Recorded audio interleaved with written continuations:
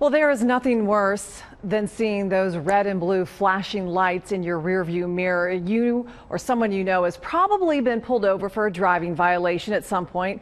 I know I have. I got a speeding ticket in Kettering just 2 months ago. Just one ticket can cost you a couple $100s. So we sent Liza Danver out to find out what you can possibly do to get that fine reduced or dropped altogether. Here on the 6th is when I went, and that is when my case was dismissed. Like most college students, Jessica Cook doesn't have much spare change laying around to pay for traffic tickets. So I didn't know how it was going to play out.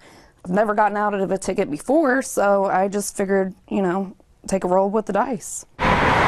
Jessica was pulled over for going 12 miles over the speed limit near the intersection of Alex Bell and Lamme Road in Miami Township.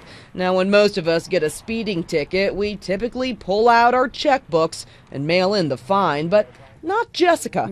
She pleaded not guilty at her initial court appearance and stood her ground at trial, running the risk of having to pay for court costs in addition to the original fine. Why did you decide to go to court?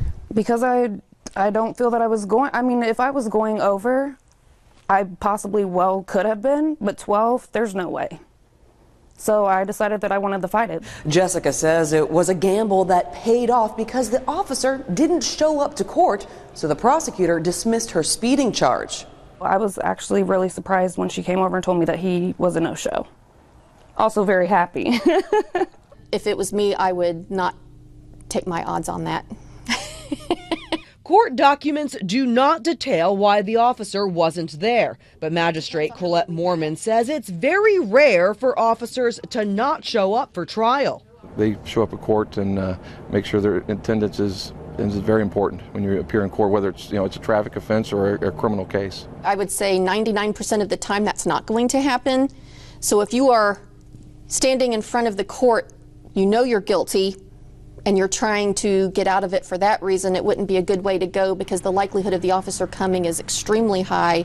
And if you've passed up the opportunity to do one of our programs, it may not be offered to you at a later time. And if there was an offer made, it may not be made to you. Mormon says if you truly believe you're not guilty, fight back and tell your story in court, like these drivers. However, if you know you're in the wrong, there are a few things you can do to make sure you're paying the least amount of money possible.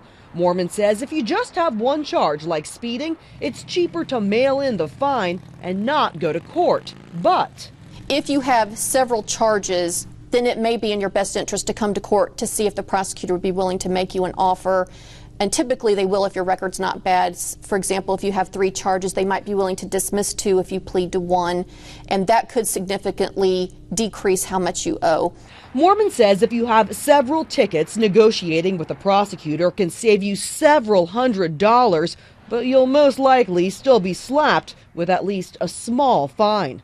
In Montgomery County, Liza Danver, Fox 45 News. I've been taking notes. For the record, my $120 speeding ticket, though, was not dropped. The magistrate also says most police departments use laser speed detectors, which are much more accurate than those older radar detectors, making it very difficult to get a speeding ticket dismissed. Now we want to hear from you. Have you ever gotten a traffic ticket reduced or even dropped? Tell us your story at facebook.com/Fox45 Dayton.